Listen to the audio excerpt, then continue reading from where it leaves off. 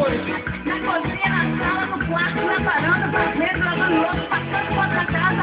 Vamos esse pé.